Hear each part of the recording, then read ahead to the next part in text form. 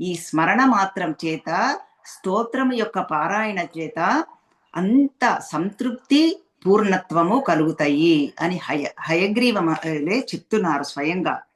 రహస్యనామ సాహస్రాదపి గుహ్యతమం మునే ఆవశ్యకం తతోప్యేతత్ లలితాం సముపాసితాం తదహం సంప్రవిక్ష్యామి లలితాంబానుశాసనాత్ శ్రీమత్పంచదశాక్షర్యాః కాదివర్ణాన్ క్రమాన్ మునే.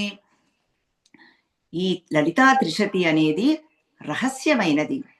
ఇక్కడ ఒక మాట చెప్పుకోవాలండి. రహస్య నామం లలితా సహస్రనామంకి చెప్తారు, ఇక్కడ త్రిశతికి చెప్తున్నారు.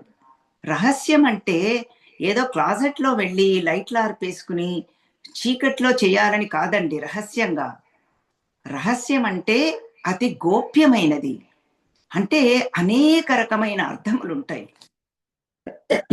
ఎక్స్క్యూజ్ మీ, సారీ అండి. అనేక రకమైన అర్థములుంటాయి. అన్నీ గురువు ద్వారా విడమర్చి వినాలి. ఆ గురువు విడమర్చి చెప్పగలిగే శక్తి సామర్థ్యములు ఉంటాయి అన్నమాట. ఎందుకంటే ఆయన సాధన చేసి ఉన్నారు. అందుకని నేను అమ్మవారి యొక్క ఇప్పుడే ఈ పూజా రూమ్ లో కూర్చున్నాను.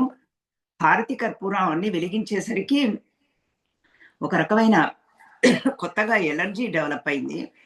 ఒక నిమిషం ఇలా వస్తుందన్నమాట. సారీ అండి. అయితే ఇప్పుడు ఈ రహస్యమైన నామాలు అమ్మవారి యొక్క అనుజ్ఞ అయింది, అందుకని నేను నీకు చెప్పగలుగుతున్నాను అని చెప్పారు. ఇందులో 15 అక్షరాలు ఉన్నాయి.